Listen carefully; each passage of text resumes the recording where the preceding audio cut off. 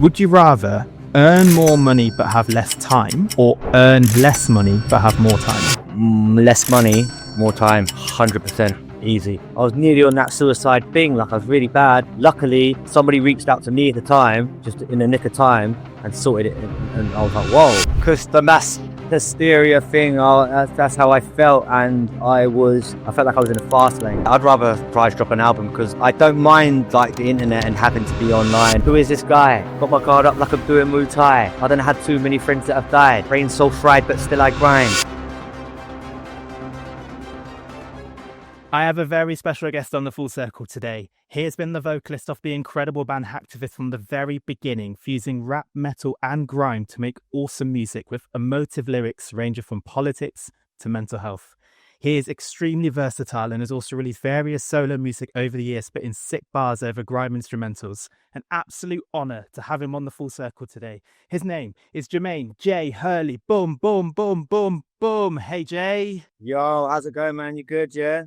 Thank you for coming on the show. How are you? I'm pretty good, yeah. I'm well. Busy at work, but yeah, I'm ready. Super happy at the moment, and yeah, pretty good. All well. Amazing. Jay is gonna make a full circle, and we're gonna hear his song choices and what the links are as well. He's also gonna take part in Would You Rather. He's also I've also made a quiz just for you, Jay. Bit of a corny quiz name, but I think you'll understand why it's called that. And a surprise from Jay later on in the show, so I'm gonna keep under wraps at the moment.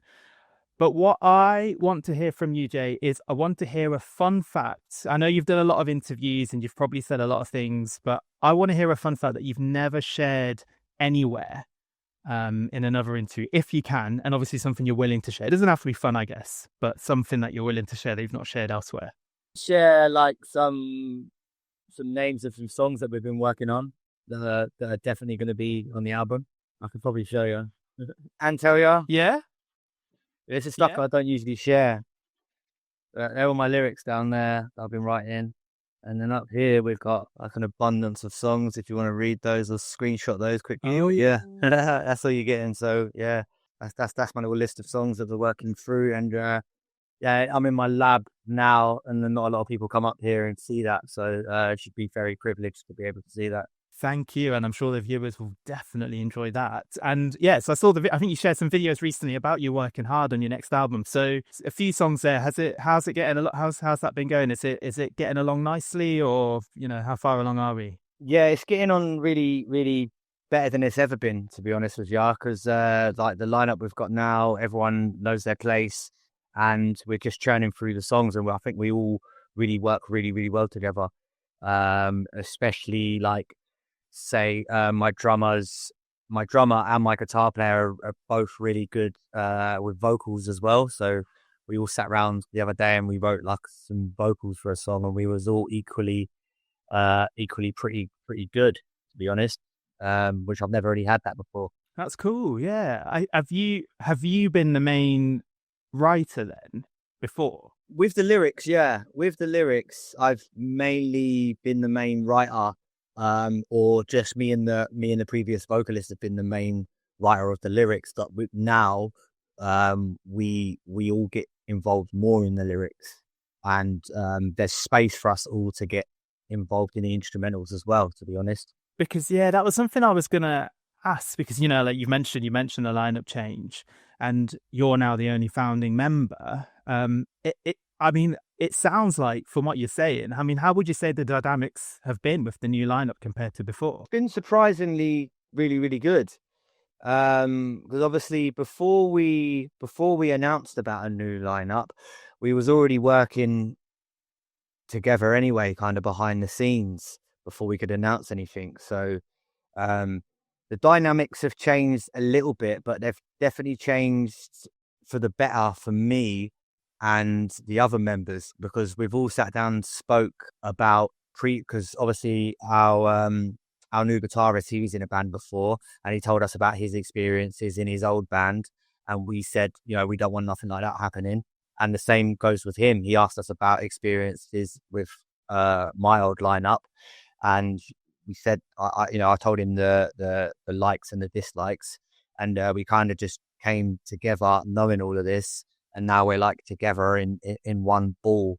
We all know what our jobs are, and it's that's how it's working. I mean, that's no disrespect to like, the previous members. Obviously, that was a great, you've both made great music with all the members, but it sounds like it's you're a new era, and it's getting along better than you even hoped, I guess. Yeah, definitely. Like, definitely no disrespect to the previous members at all. Like, we still speak. Our old drummer speaks to our new drummer. He was speaking to him like literally a couple of days ago about drumming stuff, and I still speak to the old guys from now and again. I think JJ is still really close and still speaks to his old band members. So yeah, it's that's how it is. It's been pretty good. It's nice to see that still being friendly with previous members, because I think there's been times where other bands have not had that. So I'm glad to hear that. And you've got 3 shows coming up later this month. Do you want to talk about that a little bit? So we've got Kingston, that's in London. So it's always good to play London. I've never been, it's like hometown. Obviously I don't live in London, but that's like the closest, it's one of the closest places compared to the rest of the tour. So like, yeah, London's always crazy. People always turn up for us. And then we've got Preston, and I think we've played there years ago. And I met some cool friends last time we played there, and they're all coming back down again, bringing their friends. They're really excited. And then we've got Leeds, and I definitely haven't played Leeds for a while. So Leeds is more of one that I'm kind of looking forward to experience the Leeds vibe. I have played in Leeds before, but I've never really been that up close and personal with in a nice small venue and breathing in their toxins. So I'm looking forward to kind of Leeds as well. Yeah, excited about the tour, man. The whole tour's gonna be crazy. That sounds great. And are you going to play any new stuff, or is it going to be a surprise? It's a bit of a surprise, yeah. I mean, we are playing some new stuff. We tested it out at Boomtown. So if you was at Boomtown, it's not going to be as new, but it will be tighter because obviously the first time we played a couple of the new ones, it was a bit it was like a learning curve. But yeah, 1 or 2 little new bangers in there. Definitely get tickets if you've never seen Hacktivist live before, because they are incredible, and you can hear some new stuff, potentially some new stuff as well as their old classics. Right, shall we begin with your first song choice and what song you want to choose for the full circle? Okay, yeah. So I've got some songs written down here. My first one will be Mass Hysteria by Korn. Obviously, when we went on tour with Korn, that was pretty sick. They're good guys. And when I first started doing this music thing and the band kind of started making a bit of traction, everything felt a little bit like Mass Hysteria for me. Like, it was a bit much, not a bit much, but it was like, yeah, it felt like a bit of a Mass Hysteria at first. I tell you what, let's save it, and we'll do our first feature. First feature? Yeah, so we'll play some Would You Rather. Okay. Yeah, so Chord, Mass Hysteria, that's the first song to check out. And yeah, I'll make a playlist of all the songs. And before we move to Would You Rather, I just want to ask about Korn themselves. I mean, you've spoken about them so much, in previous interviews and stuff. I mean, do you still get along with the guys? Just all stay in touch with them, or? Yeah. I mean, we chat briefly on Instagram with Monkey. He got our CD and he really, really digged it. So yeah, he likes our stuff sometimes, and he'll reshare some of our videos. But that's about as far as it goes, to be honest with you. But it was just a massive learning curve for me touring with a big band like that, and it was good to see that, like, behind the band and the name, they're actually really, really good guys, like, to talk to. And yeah, they give us a lot of tips and help. So yeah, I'm forever grateful for that, man. They're really great guys. Nice. Yeah. No, it's so cool to, and like you said, you were growing up listening to them, so to be touring with them, I mean, it must have been, such an incredible experience. Yeah, definitely. It's definitely an experience that I'll never Never forget. They're such nice guys as well. Like there was one show that we played, and we had a really really small backstage, and they all had a room each, which we were cool with, because we knew we were a support band. But Monkey came into the room and said, "Nah, man, like you guys can come and share these two rooms, and me and Head will share these rooms, man. You guys need more space." Like, things like that, man. They go a long way. Fair play to them. Yeah, that's so cool. Okay, let's now start with the first feature. Let's play some Would You Rather. These are questions. Most of them are, well, they're mainly music themed. Some of them specific for you, some of them a bit more general. And I want to know what your thoughts would be. So the first one, and yeah, it's one I've chosen because I know that with Hacktivist the majority of songs are sort of like in the metal genre, but you also do your own solo grime stuff. So what I'm asking is, would you rather only make grime based songs or metal based songs? What if I had to pick two? I mean, if I had to pick one, or would I rather, or what would I rather do? I'll be honest and say metal, just because, like, I feel like with the metal scene, it's a lot more love. Like everybody loves each other. Everyone's cool with each other. I think it's less competitive, or it feels less competitive. People just respect each other, and it's just a nicer vibe for me, man. When I came from the grime scene to the metal scene, I was like, wow, this is cool. People don't care as much about what they're wearing, or how expensive their clothes are, or how much money they've got. It's more just like for the music. I've felt that. So, to be honest, I would probably rather just do metal. Yeah, the metal community. I mean, like having gone to all the festivals, the metal festivals, they always, it's always a really inclusive group, and yeah, it's Definitely. I can totally see that. Okay, would you rather? This is a bit of a general one. Would you rather earn more money but have less time, or earn less money but have more time? Less money, more time, 100%, easy, 100%, man. Yeah, but what's your reasoning? Time's definitely more valuable for me. Like, money's cool. Like, I like having money. I like having money, but in the past, I've had to work loads to support my family, but then like I won't have much time to see my family, so it doesn't really make sense. I think the way of the world now as well, with like prices of stuff and bills and that, like, yeah, I prefer time, man. Definitely, just time. Just because, yeah, I need a lot more time. I take a lot of time to write my songs and write my lyrics, and I'd like more of that. And I'm not really. I can't say I don't care about money, because I do, because you need it to survive. But I definitely like to have more time with my family, because I don't need that much money for my family, like to be with them, like to be around my daughter and watch her paint and stuff like that. It's kind of priceless. You know what I mean? So I'd rather have more time with them and less money, to be honest. Yeah, definitely. I'm completely on your camp. I'd rather have more time. So as you say, if you have, there's I always feel like there's never enough time in the day. And actually, what studies have shown is that the studies have shown the majority of people would rather have more money, but less time. But the ones that choose that, or ones that go for that, tend to be less happy as a result. Yeah, definitely. Yeah, I can't put a price on my daughter's face when I see her on the weekend and she's got stuff to show me. I definitely go with the time, 100%. Okay, would you rather surprise drop an album with no promo whatsoever, or a year-long campaign hyping up an album before release? I'd rather surprise drop an album with yeah, I'd rather surprise drop an album, because I don't mind like the internet and having to be online and having to have online presence. I get how it works. I understand that you kind of have to do that in a music game these days, but like, I just want to put some music out, man. You know what I mean? If people like it, they like it. Like, I don't want to I don't want to be like trying to hype it up so it gets the most amount of plays and the most amount of views.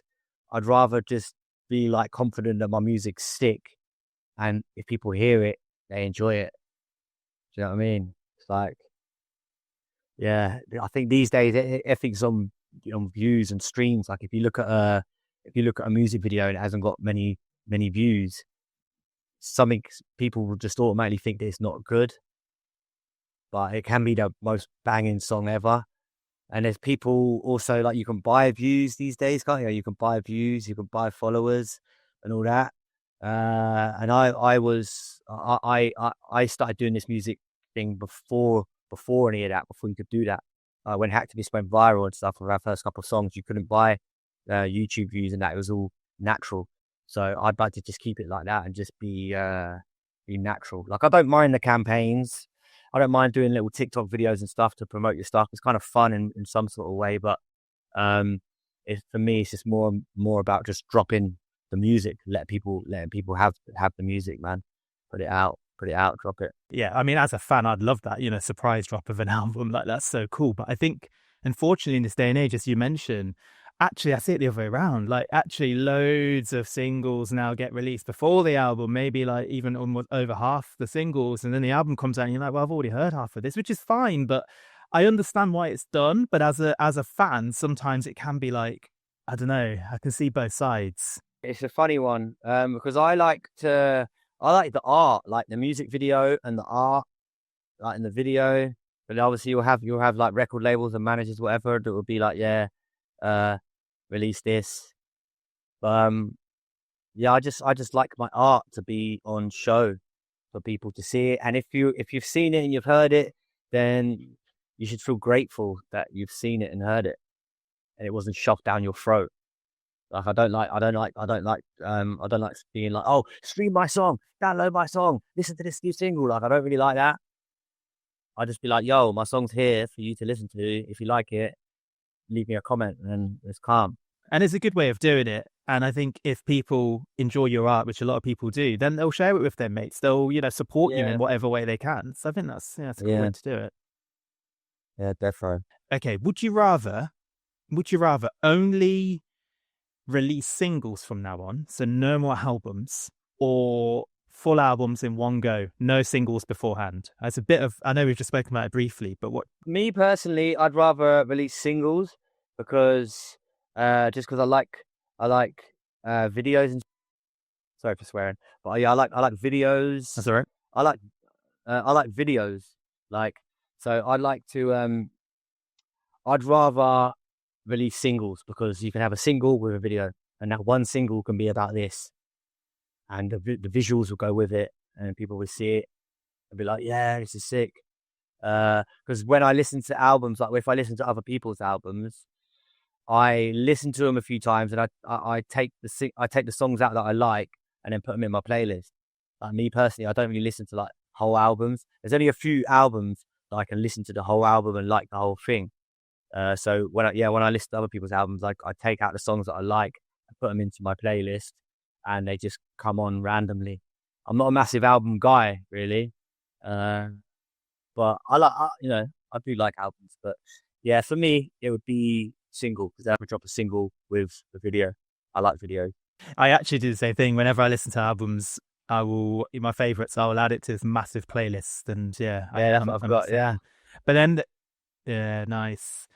Okay, would you rather, this is the last one, would you rather perform at one venue forever, but you have to do a different set list every time, you can do a different set list every time, or you go to, different venues anywhere, but you have to do the same set list every time? Different venues, yeah, because I like experiencing new places, and I don't mind doing the same set every night because it's different people see the same set. It's just like a tour, isn't it, really? So yeah, I love being on tour. So I'd go with the different venues all the time in the same set, 100%.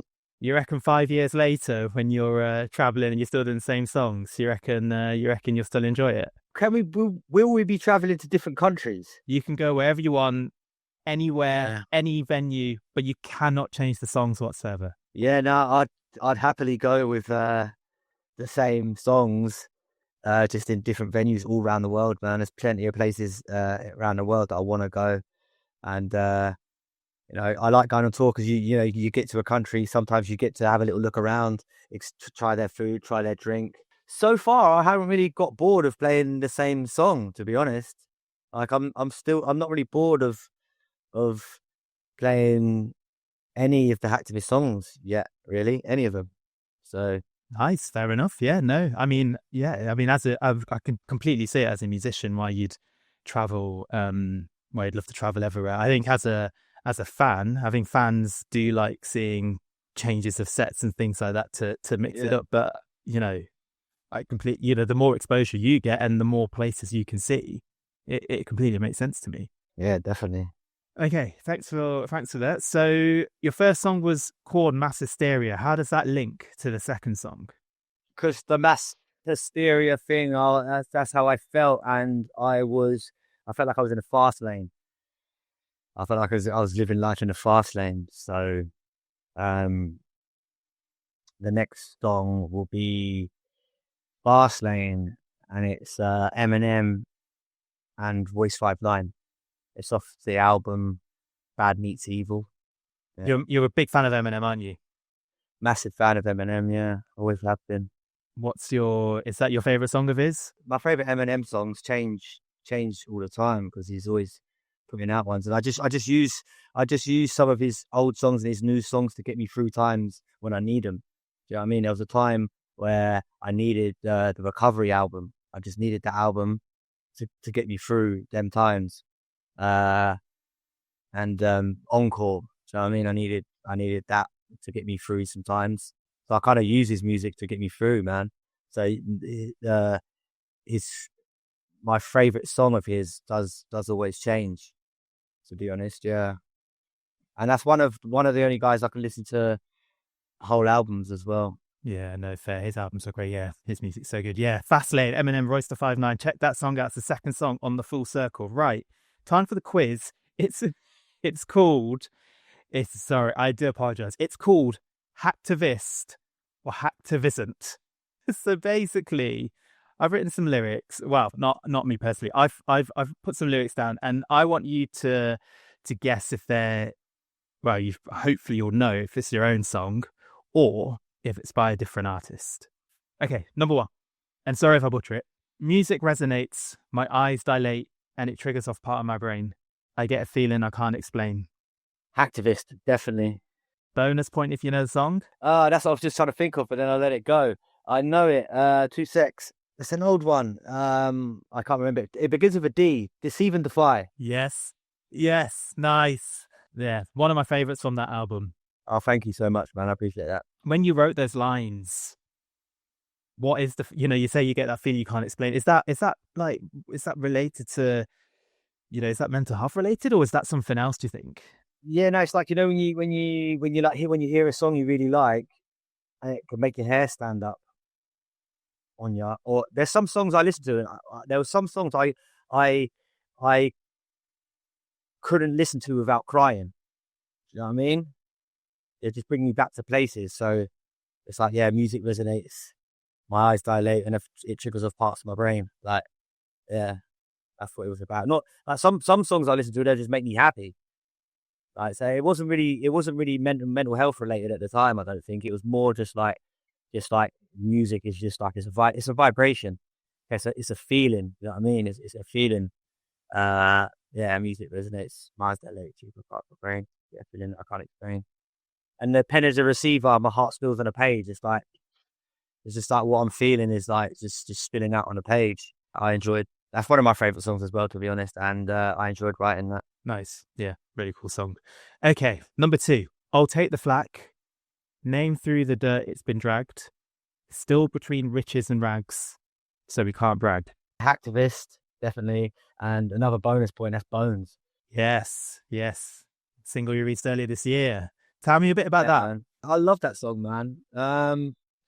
We had a couple of songs ready, and then we got a new lineup involved, and then well, no, we had the instrumentals. We had a few instrumentals, got the lineup ready, and then when I got the instrumental to write my lyrics to, and I was like, I want to go back to the original Hacktivist vibe with the bounciness and the flow.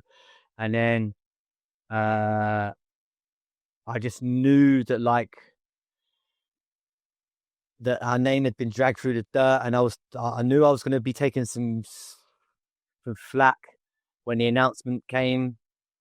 But I just wanted to explain to people that like I'm still like enjoying this. I'm still going hard, and like I'm like no one can really like tell me to stop, because I knew there'd be people saying, "Oh, you might as well give up now, whatever." And like still between riches and rags. Like we're still not rich, but we're not poor. Yeah, still between riches and rags. So we can't, we don't brag. We'd never blag, which is a lie. Yeah, I just wanted to with the instrumental. We wanted to take it back to the original EP sort of vibe with the jumpiness. And when I wrote the lyrics, I wanted them to be I do it with every song, but I wanted them to be as thick as possible. And when I heard the beat and I got the flow, I ended up writing those lyrics in about 3 hours. And that's quick for me. Like see songs like Deceive and Defy that we just spoke about. Those lyrics probably took me like a few days to go back. But with Bones, it just all poured out on me nice and easily. And then we wrote loads of different bits, and then me and JJ got into the studio together, and then we both recorded our bits, and then we moved them around. JJ wrote a big hook for it, and then we took it into the studio, and then we switched it around, chopped half of it out, put that in there, and then JJ made some changes on my lyrics, and then I made some changes on his lyrics, and then when we listened to it, we're like, yeah, that's the one. So then because it is it's quite an impactful song, so we thought we'd release that one first to let people know that I can take the flack, and I know my name through the dirt has been dragged, and all that stuff. Yeah, but that's one of my favorite songs as well. It's really fun playing that, and I think the lyric patterns on it really sit well, and yeah, it's a great song. Yeah, no, it really is. I thought it sounded like your older stuff as well. Yeah, so I'm glad that you said that, because I was thinking the same. Okay, next one. I never sleep, 'cause sleep is the cousin of death. Beyond the walls of intelligence, life is defined. Hacktivist. That's right. Yeah, it's not. Yeah. I mean, if you get who it is, then I will be like, whoa, fair play. I mean, it's a bit of a random one. Yeah, it's a tough one for me. 'Cause obviously I came from the grime scene, so I'm just gonna pop a name out there and say Heart of a Coward. Completely different genre. It's Nas. Oh, Nas. Okay. Yeah. Okay. NY State of Mind. Oh yeah. I think I've heard that. I've definitely heard that, but yeah. Okay, next one. Have you tried turning it off? Taking a break. When nobody is watching, do you make the same mistakes? Hacktivist. Now, I've mentioned this one because this is someone you have mentioned before as being a fan of. So that's a bit of a clue. But I mean, there's still lots of names. Wonder if you know who it might be. Have you tried turning it off? Okay. Taking a break. When nobody is watching, do you make the same mistakes? I'm gonna say North Lane. Yeah, nice. Wow. See, yeah, I can hear that. Yeah. No, I'm good at this, man. I'm a good quiz, man. I You love it. You know what? You are. Yeah, that's yeah. I'm a big fan of North Lane, man. Sick, like all their songs are sick, and they've been through some lineup changes as well, which has made me think, you know what, I'm gonna carry on. You know what I'm saying? So I got a lot of respect for them guys, for carrying on, and they're doing really well now as well. So big them up.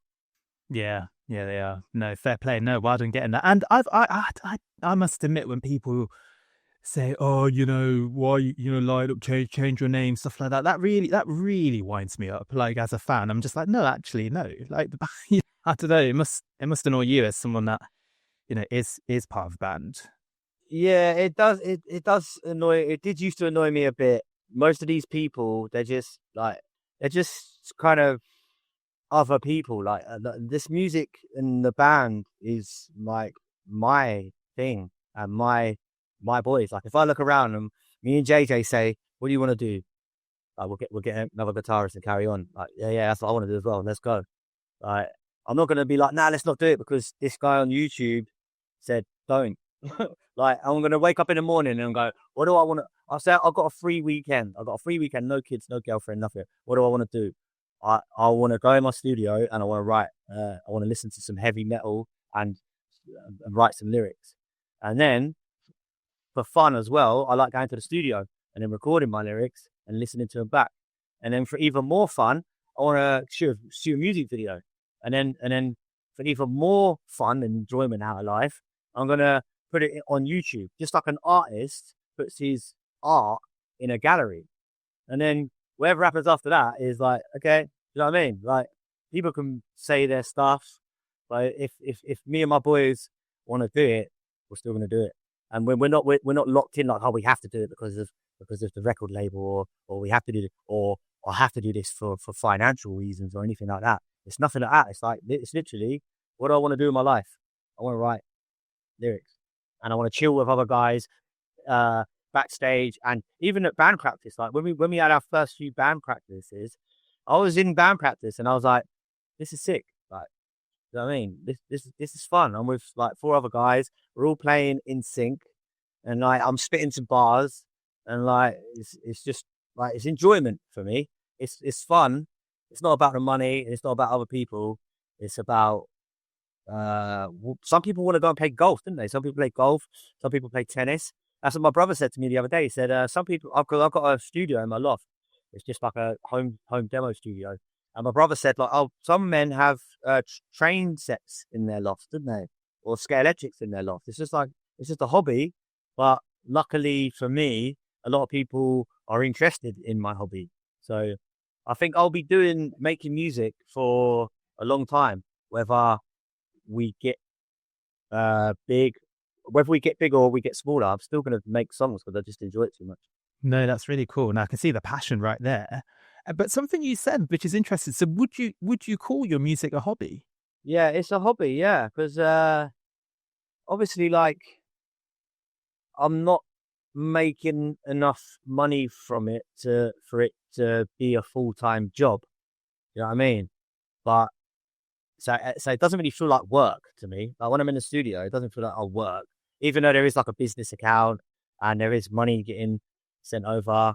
But it's never really been work to me. I would like to be able to do music full time and not do a 9 to 5 job. I would love that, but if it never happens, I don't think I'm going to be too bummed out about it.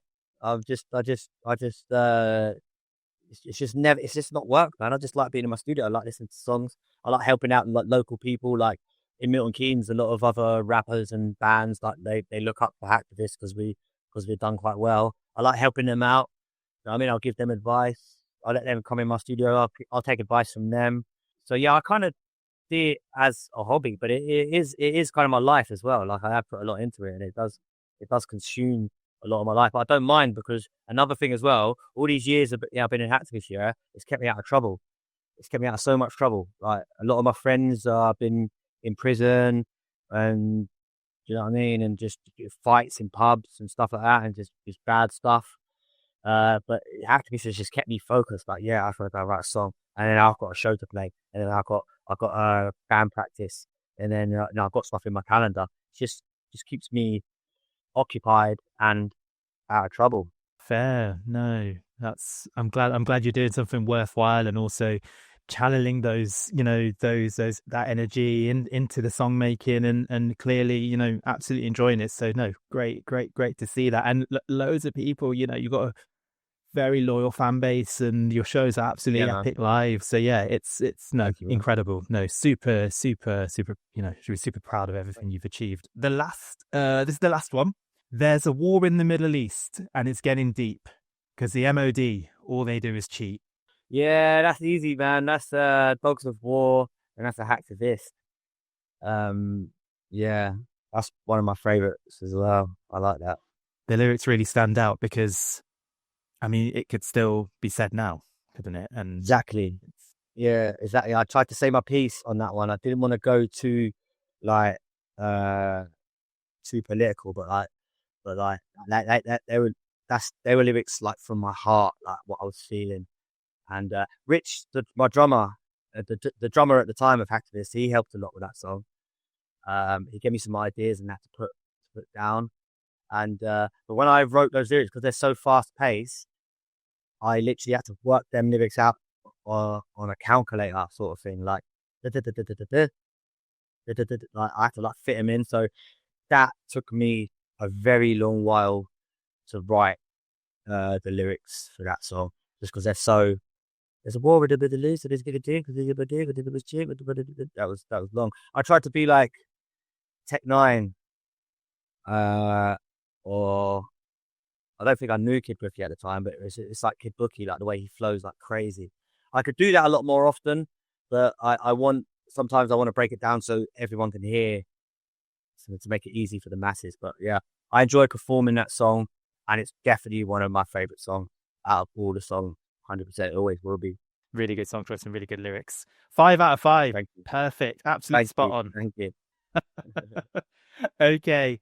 Fast Lane, Eminem, Royce da 5'9". How does that link to the third song on Full Circle? Yeah, so I felt like I was in the fast lane right then, because I was just touring, playing shows.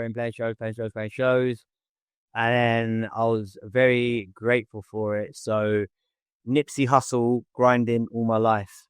Like, that's what the song's called, grinding all my life. And I felt like I deserved this because I've been grinding all my life. And yeah, R.I.P. Nipsey Hussle. And yeah, that's what links that one together, man. I have literally been grinding all my life, like since I was. I started writing lyrics when I was about 15, 16. That's when I started taking it seriously, and I'm nearly 40 now, so it's been a long time, and I felt like I deserved it. Sure. Fair. No, you've worked really hard to get where you are. Nipsey Hussle, grinding all my life, the third song on the Full Circle. Right, next feature is pretty straightforward, your favorites.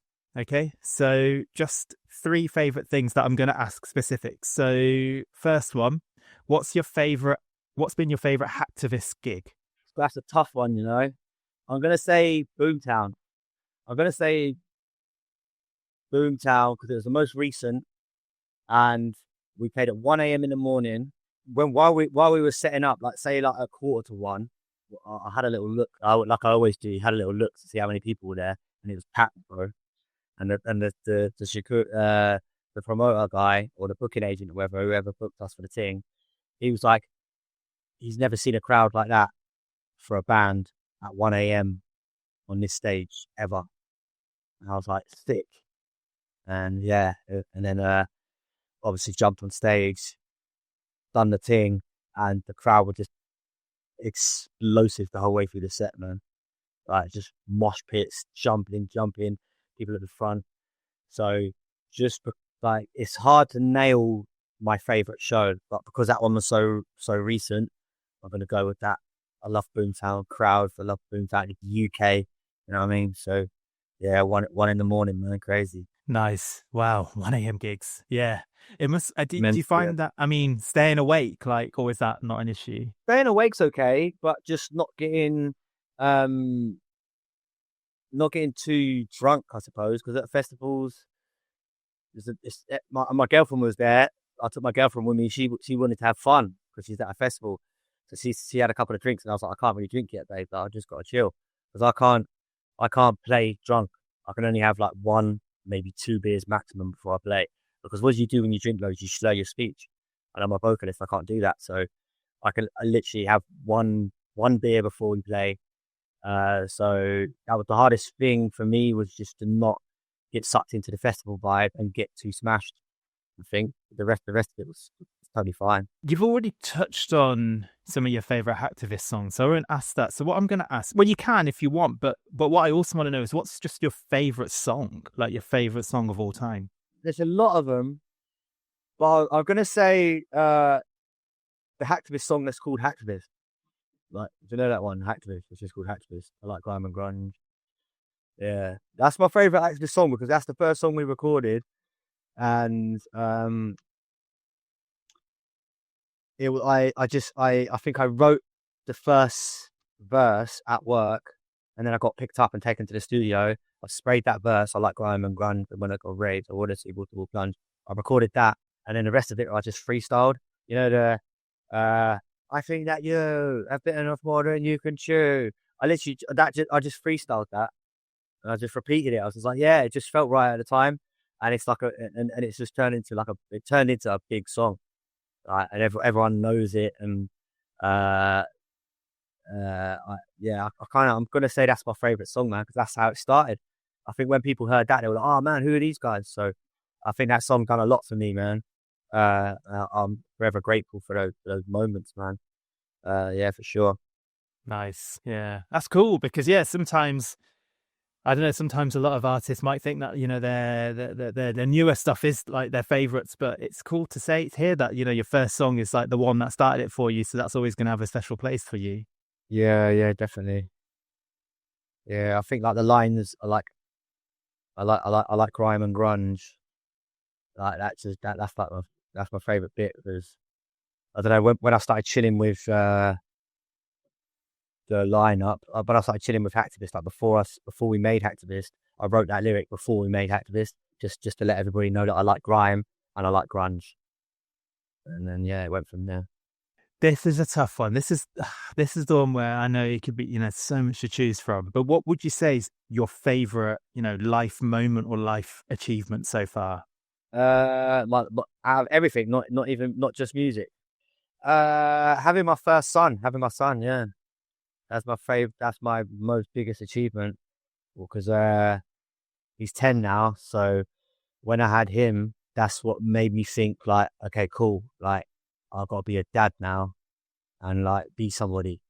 You know what I mean? Like like I'm grateful for him because it made me grow up and start taking life proper seriously. Like, yo, like I need to choose this or this, and then I'm going to choose this and then go for it and make it work. So by the time he's older, he will have somebody to look up to. You know what I mean? Because I used to before Hacktivist and that, and before I had my son, my life was a bit different. Do you know what I mean? It was a bit different. Yeah, I didn't really know what direction to go in. Uh, and I was just dotting between different things, some good things and some bad things, mostly bad. So yeah, having him is my greatest achievement because it straightened me out, made me think about life properly. No, fair. And as you mentioned earlier, family is so important to you, isn't it? Yeah, 100%, man. Yeah, definitely. Um, yeah, like I wouldn't be here without my family. I think I got a good little family, and they've always understood how much I'm into my music. And you know, when I was going on tour in the early days of Hacktivist, I was coming back with no money anyway, and my mum was like, "Yo, don't worry about the rent for this month." You know what I mean? Because you're doing something positive. You're doing all right. You're not just out partying and getting arrested or going in jail or nothing like that. So yeah, family's good. Nice. I'm glad that you've had the support from them as well. That's amazing. No, thanks for sharing your favorites. Okay, so grinding all my life, Nipsey Hustle. How does that link to the fourth song? It links to the fourth song because when we was on those tours, and I've been grinding my life. I deserve this. We listened to a lot of Bring Me the Horizon, the Set Paternal album. So there's a song on that album called Antivist, and we used to listen to that and like the whole album over and over again in the van on the way to the shows. So that's like links to that. Like we just yeah, I know because that's when I first really started getting it proper into metal as well. Like that's the only album I could listen to the whole thing. Like it was like with Ollie's screams and his lyrics, I could really listen to them and really take them in and really understand them. So that album turned me a little bit more metal. Yeah, so that's how that one links, man. Nice. Really good song choice. Yeah, I feel like that album, Sempiternal, is what started their, their pop, like really got them to where they are now. So yeah, Bring Me the Horizon. Yeah, Bring Me the Horizon, Hacktivist, the fourth song on the Full Circle. Right, got a little treat. No pressure on you, Jay, of course. But I'm as you know, I'm a mental health doctor. I do, think it's really important to talk about mental health, and I know that you've been very vocal about it, and it's great to see you do that, and you've agreed to do a mental health freestyle. Yeah, it's kind of I've got like I could spray a little something. I got whenever you're ready, man. Yeah, no, fine. So let's hear. Let's hear it. You don't need me to do like a beat or anything, do you? Because I'm not sure I can do that. Are you able to just do it a cappella? Or... I could do a cappella. Yeah, I could do a cappella, man. No worries, man. Yeah. Okay, so cool. Let me know. Right. Let me know when you want me to start. Yeah. All right. So here we go. Jay Hurley's mental health freestyle. Go. Who is this guy? Who is this guy? Got my guard up like I'm doing Muay Thai. I don't had too many friends that have died. Brain so fried, but still I grind. Still I grind. Still I grind. To another place you can never find. Break down, rebuild with a new design. Short but sweet. Nice. Thank you. No, that's so cool. No, thank you. No, thanks for doing that. A little Full Circle exclusive. Tell me, I mean, did you want to sort of talk a little bit about mental health and the importance of that for you and for others? Or yeah 100%. I mean, mental health's a big thing these days, and I have suffered in the past mental health problems. Like I had to start taking sleeping tablets, and I was low, man. I got really low. Like I was I got like really low, and I was waking up every morning. I was hating everybody and hating everything. But the doctors gave me some other prescription things to take as well, and I think I took one, and it made my head go a bit weird. So what I did was I went cold turkey. I don't know if this is going to work for everyone, yeah, but I woke up one day, and my girlfriend helped me as well. She was like, "Look, you're like, do you know what I mean? This ain't right. Like, this ain't you." And I was nearly hooked on sleeping tablets. So what I did was I woke up, I went for a massive walk. I walked down to the river and I threw all the sleeping tablets away. And I threw all these other pills that the doctors gave me away. And I went to the sauna and I sweat. I done a big stint in the sauna. And then the day after that, I went to the gym and I jogged for 10 minutes. And then the next day, I did a little bit of weights. The day after that, I jogged for 20 minutes. And then so on, 30 minutes. And then I started jogging for 40 minutes, and then 50 minutes. And then I jogged for an hour, listening to tunes while I'm doing it, yeah? And then I stopped taking all the sleeping pills and everything, because I was jogging to tire myself out so I could get to sleep, yeah? Because I just wanted to be pure. And then within about 2 weeks, a month, yeah, all my mental health problems went away, flowed away. I felt great. Waking up in the morning, I'm looking in the mirror, I'm saying, "Yeah, man, you can do this. Look at you. You're a G. You're a warrior. You're a machine. Like, what are you being sad for? Like, let's go." And then I just carried on jogging, training, kept with the music, and then I went sober. I didn't take nothing sober, no alcohol, not even a cig. I started smoking cigarettes again, but I know they can lead to depression, so I only try to smoke a few a day, and I'm trying to quit cigarettes, but I quit the drinking. I didn't touch a drink for years, 2 or 3 years. I didn't touch one drink. The cannabis as well. Cannabis, stopped all that, cut that out. Couldn't sleep, but I jogged myself, tired myself out, went to sleep. So basically, I stopped all the drugs, everything I was taking, and went to the gym, and all my mental health problems floated out the window, bro. I'm fine now. You know what I'm saying? I can be sad for a bit now. But then I'm like, okay, think about what I'm sad about and try and change it. And now I feel I'm great. I feel better than I've ever felt now. And for me personally, I'm not going to say that's going to work for everybody, because I know that some people have like mental health issues that are probably deeper than what I had. Yeah. But for me, I just quit everything, go to the gym, warrior, king, boss. I feel great about myself. I feel great about everything. I feel great about my kids. You know what I mean? Work, money, job, car. I literally feel unstoppable now, and I want some people to try that. If there's anyone watching this that's suffering from, I think maybe I had a bit of depression or anxiety. Yeah, if you try going to the gym, jog for 5 minutes, and then try 10 minutes, and then try 15 minutes, and then if you can get to half an hour, trust me, you will feel great. Amazing. Thank you. Thank you so much for sharing that, Jay. That is truly inspirational. And you're absolutely right. I mean, obviously, I see people on a regular basis, and there will be some people that will need medication. There will be some people that will have to have it based on the severity of the condition or, you know, the situation.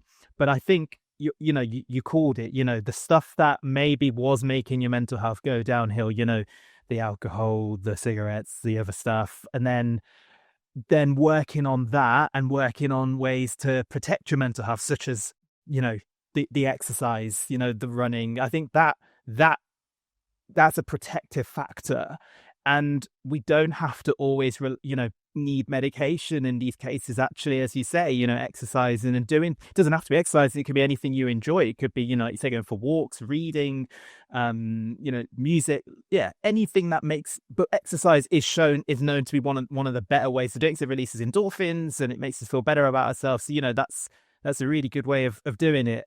So no, I really I'm thankful for you for sharing that story and sort of giving your insight into your, you know, your own mental health and sort of explaining what worked for you. And yeah, so thanks so much. Yeah, no worries, man. Anytime. Yeah. And obviously this month is, you know, Suicide Prevention Month. And, you know, we know that it's really difficult for people and, you know, men as well, you know, men in particular who really struggle to talk about their mental health difficulties. So, you know, if you are feeling low, if you are feeling in that, you know, wrong headspace or that headspace, you know, there is support available. You've got the Samaritans, you've got, you know, the emergency services, you've got your local crisis teams, you've got your friends, you've got your family. There is loads of support available for you. So please, you know, if you are feeling like you are needing support, you know. Yeah, 100%, man. Like, reach out, man. Like, you got to reach out, man. Like, but I understand where these people are coming from, because I was pretty low. There was a point before I got sober where I was ready to go. Like, I felt like I was ready to I was nearly on that suicide thing. Like, I was really bad. Luckily, somebody reached out to me at the time, just in the nick of time, and sorted it. And I was like, whoa. Like, I'll tell you a quick story. I don't know if you got time, but I was in a super low place. And then one of my friends was like, yo, what you up to? Just at the time where I was about to go and do something stupid. And then I found out that her dad was buried at the same place as my dad. And that's where I was about to go. And it's just like, I think it was a sign from the gods that stopped me from doing that. And the suicide thing is crazy, man. Like, obviously, I've had friends that have done it. I've had like 2 friends that have killed themselves in my life. But the most recent was Adam Rainey from Dropout Kings. Yeah, that one's still sore, man. That one hurts. Like, it hurts. I haven't been able to listen to the songs that we've done together. I'm not ready for that yet. I mean, I'm still hurt by that. But like, I just wish she would have reached out. And it makes me sad that there's so many people that want to do that when life is so beautiful and you just got to get past it. Like, just get past. Like, I don't know. Everyone's different. Everyone's different, man. But like, people have just got to start reaching out, man. And like, my Instagram is always open as well for people to chat. I always make sure I message every single person back. Anybody that messages me, I always message them back. So if anyone watches this and they want to chat, man, I'm here. Because yeah, suicide is a bad thing, definitely. Legend. No, absolute legend. Thanks for sharing that. That's so cool. And yeah, really important to reach out. Definitely, man. Okay, how do we link Bring Me the Horizon Hacktivist to your last song? So the Bring Me the Horizon Hacktivist is on the album we used to listen to when we was on tour a lot back in the days, in a little van from show to show to show. There was one tour we toured with Vena Shikari, and we were touring with those, and one of my favorite songs of theirs is The Great Unknown. It gets me super gassed when I'm jogging.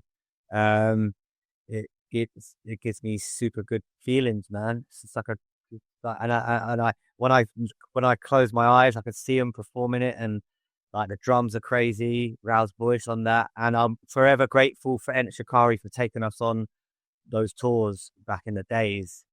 I'm forever grateful for them taking us under our wing, and I learned how to tour from those guys. I learned how to be sick every single night and not get too drunk and be crap the next day. And just just that sort of thing trains you up, man. That sort of thing builds you, because we went on a tour that was like a month long tour, and I think there was like a 4 days off in between. And it took us under our wing, and I think that built me and built Hacktivist at the time into a strong thing. Like that's when I knew, like, this is what I want to do forever. After being on tour with them boys, man. So yeah, the Great Unknown, man. Big song, big guys. Yeah, they're one of my favorite bands. I love The Great Unknown as well. What an incredible album that is. Nothing is true, but everything's possible. Love. Really, really cool. And yeah, so cool that you managed to talk, that you toured with those boys and you learnt so much from them. So yeah, the last song, Enter Shikari, The Great Unknown. How does that link to Korn, Mass Hysteria? It goes round then, does it? Yeah. Circle. Yeah, it's a full circle. I get it. Yeah, yeah. So that links to Core Mass Hysteria, because I think we gained a lot of traction from those tours with Enter Shikari, that I think we got put on a good booking. I don't think I can say the name, but we got on a good booking list kind of thing, and that's where we got put on with Korn to tour with those as well. So after Enter Shikari, doing a lot of touring with them, we got good management team behind us, and good management and good, what's the word for it? Booking people fees. And that's when they said, like, your roster, that's it. I think that's the word I was looking for. You're on this roster. That's where Korn picked us up from. Like, yo, you know what I mean? They're on that roster. Get them over here. Nice. Hence completing the full circle. Thank you so much, Jay, for your time. I really, really appreciate it. It's an absolute honor to have you on. And is there anything that you wanted to share before we wrap things up? Just look out for the tour in September. Come to a show. We'll be giving away some free merch, and come and have fun, man. Come and meet us. Come and chat. And just everybody pick up for your support in it. Like, obviously, when we announced the new lineup, there was a lot of hate, but there was also a lot of love as well. I think it was like 80% love with 20% hate. So that 80% of people, you're the reason why we're still here making songs for you guys, and just big everybody up supporting the hate, man. Love, respect. Shout me, Instagram, Facebook. Let's go. Let's connect, because we're all the same. We're all on the same level out here, man. Let's go. Amazing. Thank you so much, Jay. Really appreciate your time, and definitely go check them out live. They're absolutely incredible. So yeah, thank you again, Jay.